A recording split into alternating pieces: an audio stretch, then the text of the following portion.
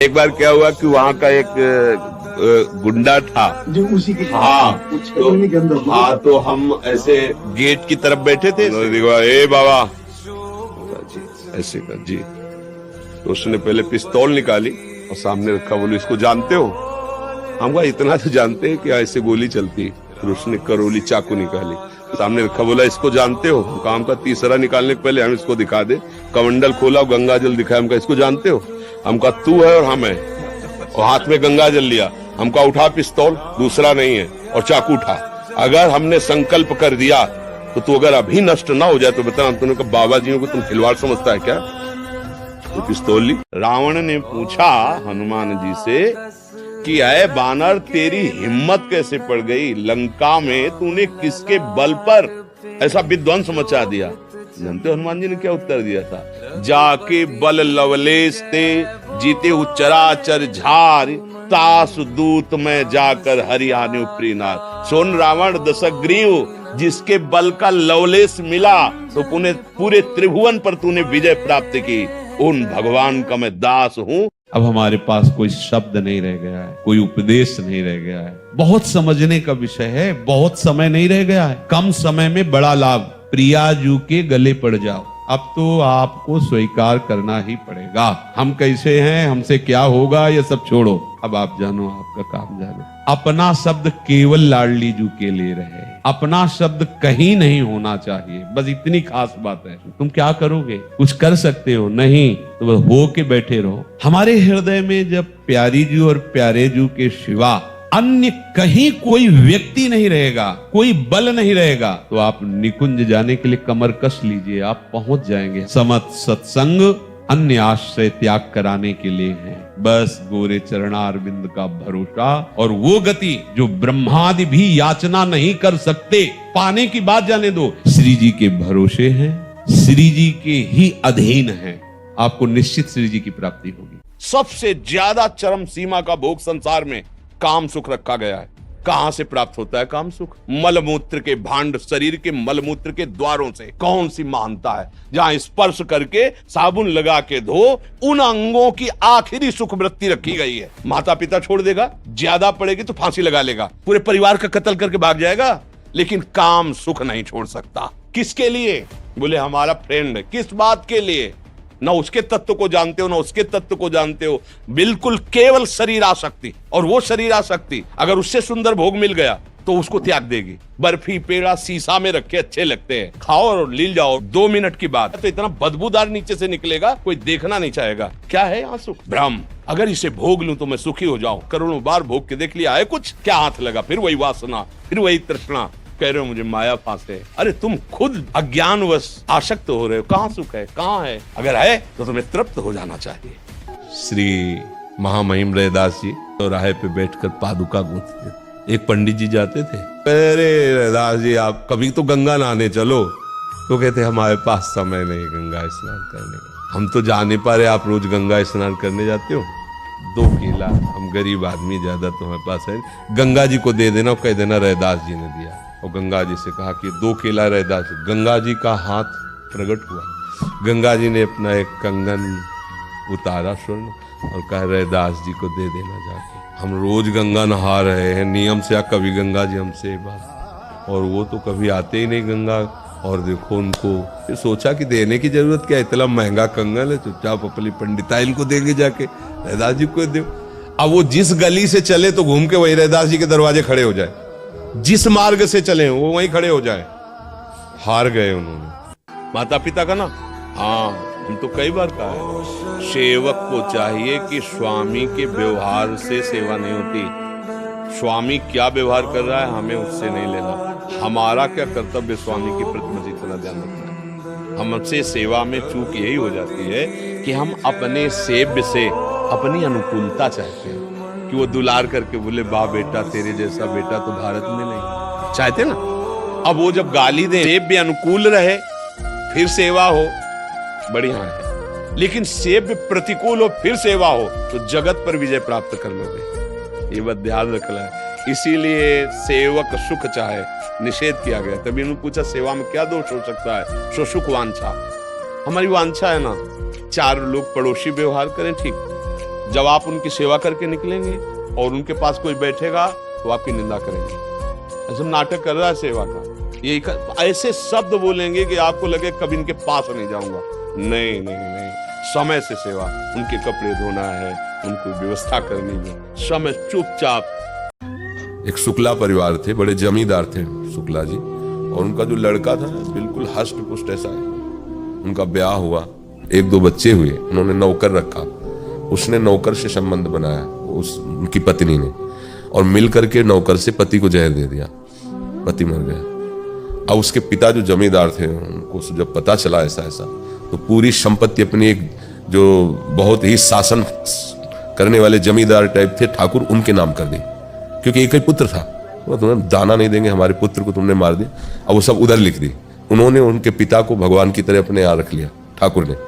अब जब जांच हुई तो वो नौकर और उनकी पत्नी जो जिसने जहर दी, आजीवन के लिए उनको सजा हुई, सब बर्बाद हो गया ना।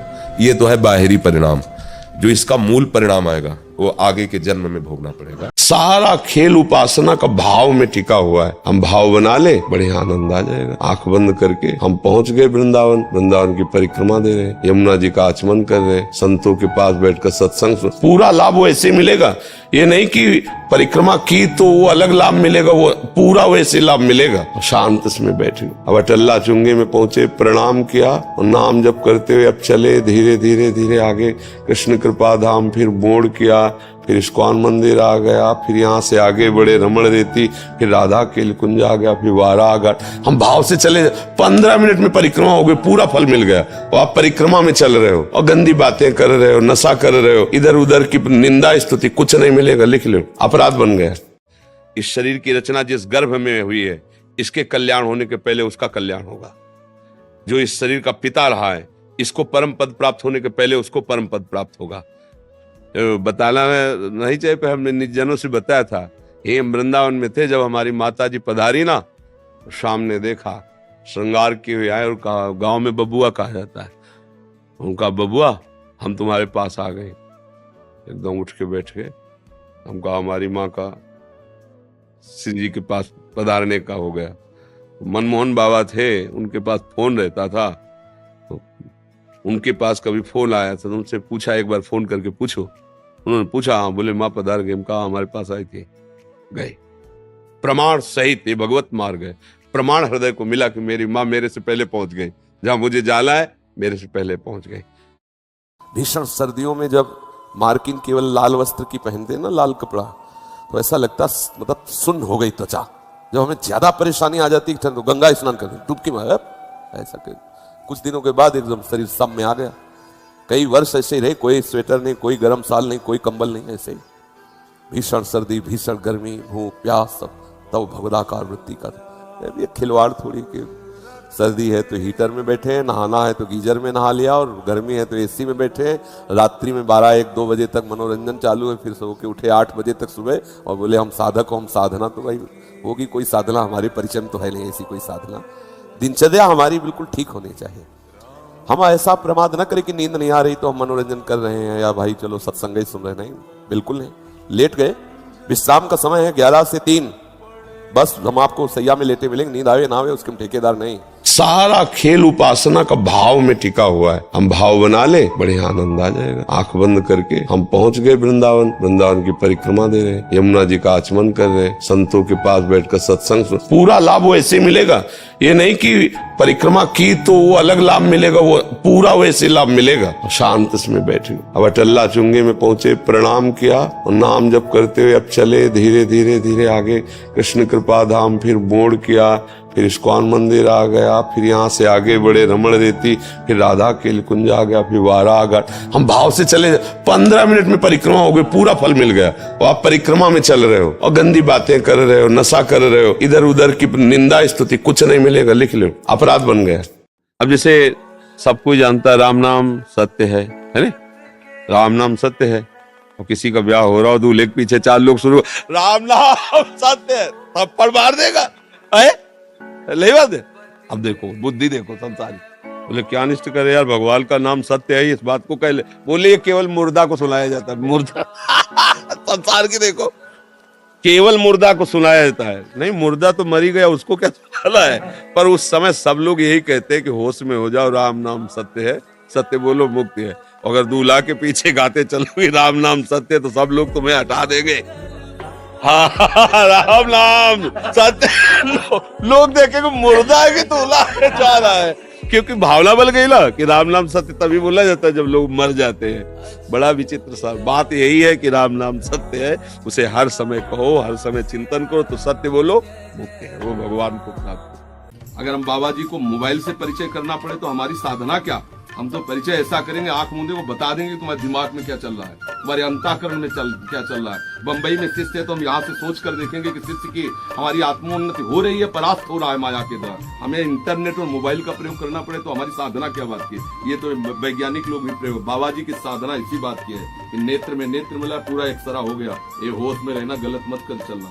वो गुरुजन ऐसे थोड़ी होते कि अच्छा आ कैसे ये थोड़ी हलो फलो नहीं, मन से संकल्प किया तुम्हारी धज्जियां उड़ जाएंगी, जहाँ दूर देश में बैठे हो वहीं से जलोगे और भाग के आओगे, हमसे बताओगे कि हमसे गलती पड़ गई। यहाँ जो व्यर्थ में वीर नष्ट करते हैं अन्य प्रकार से, इनको इनाम में महारौरो नरक मिलता है। नीचे से धधकती आग, ऊपर से राउंड करने वाला बिजली का जैसे झूला, और उसमें बड़े बड़े कांटे, अब फेंक दिया गया और तड़प कर दूसरी तरफ गिरता है तो कांटे कांटे कांटे, नीचे गिरता है तो आग, फिर उठाकर उसके ऐसे बस उसी में तड़पते घूमते रहो। वहां मरना नहीं है, तो वहां पूरा खेल बहुत कष्ट का है। वीर में ये सब हम आप जैसे प्रकट हुए ऐसे जीवात्मा विराजमान है, उसको यथास्थान न समर्पित करके और नष्ट कर देना, या फिर संतान नष्ट कर देना, या बहुत तरह से जो ये है महारौरो नरक की प्राप्ति होती है। जैसे आप अभी पता चले कि आप शरीर को नष्ट करना चाहते हो तो हमारी भारत सरकार आपको बंदी बना लेगी। सरकारी संपत्ति आप जी सकते हो, केवल सेवा कर सकते हो, कर्म कर सकते हो, लेकिन इसे नष्ट करने का अधिकार नहीं। तो भागवतिक भी दंड है इसमें। तो आपको जो संपत्ति मिली हुई है, आंख, नेत्र, कान, सब इंद्रियां,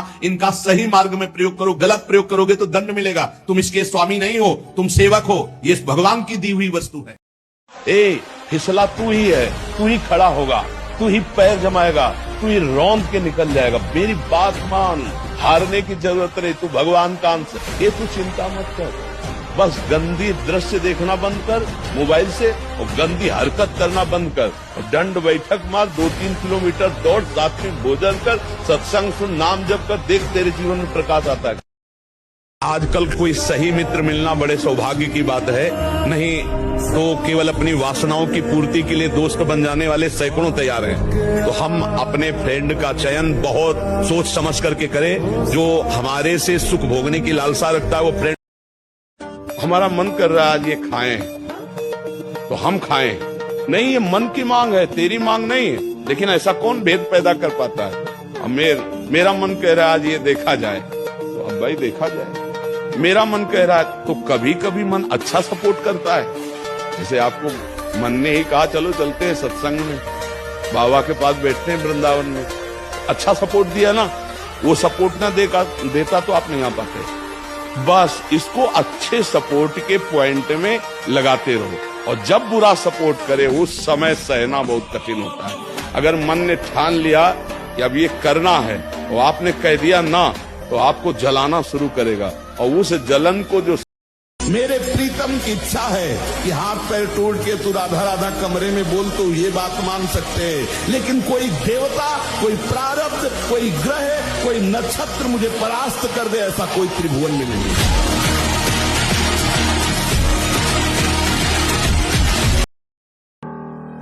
कि आपकी दृष्टि में पावर होना चाहिए। आप देख के मुस्कुरा दिए, आप ऐसे सरल ढंग से देख, कोई भी आपको बात करेगा, छेड़ेगा, परेशान करेगा। अंदर से भगवत चिंतन चल रहा है, सबके प्रति भगवत भाव है, लेकिन आपकी दृष्टि में बचाइए अपनी दृष्टि को, तो आपकी दृष्टि में सामर्थ्य आ जाएगी। ऐसे ही आप जो देखते रहते हैं, आपकी दृष्टि शक्तिहीन होती रहती है। संत अपनी दृष्टि को, जितना आप अपनी नेत्रेंद्रिय को फिर आप देखेंगे तो सामने वाले के अंदर जो अपराध वृत्ति भयभीत हो जाएगा। नहीं तो हम लोग कैसे फंसे हैं? हम बड़े दीनहीन मलिन छोटे छोटे विषयों के कीड़े हम बने हुए हैं, हम नहीं निकल सकते, हम तुम्हारे बिना नहीं जी सकते। अपने स्वरूप में आ, अभी सावधान हो जाओगे तो सब तुम्हारे गुलाम हो जाएंगे, सब तुम्हारे गुलाम। अभी तुमको सब गुलाम बनाए हुए थे, अब तू बादशाही कर। संयम से रहो, व्यायाम करो। भजन करो, सत्संग सुनो, सबको सुख पहुंचाने की भावना रख। अभी कमल जैसे खिले रहोगे, मुख प्रसन्न, तन तेज विराजा, कीनेस रामचंद्र कर काजा। क्योंकि धर्म से चल रहे हो। वासना से प्रेरित होकर शरीर नष्ट, बुद्धि नष्ट, मन नष्ट, जीवन नष्ट। क्या मुर्दे जैसा जीवन। थोड़ा साहसी बनो, तुम भगवान के अंश हो, तुम कुछ भी कर सकते हो, कुछ भी, बुरा से बुरा, भला से भी भला। अब समझ पाओ तो समझ पाओ, सिस्टम को हैक कर लिया गया और चलाने वाला चला रहा है, हम केवल देख रहे हैं, हम चला नहीं पा रहे। ये हमारे चलाने से नहीं है, ये सिस्टम हैक कर लिया गया है। जब मैं था तब हरि नहीं, अब हरि है मैं ना है।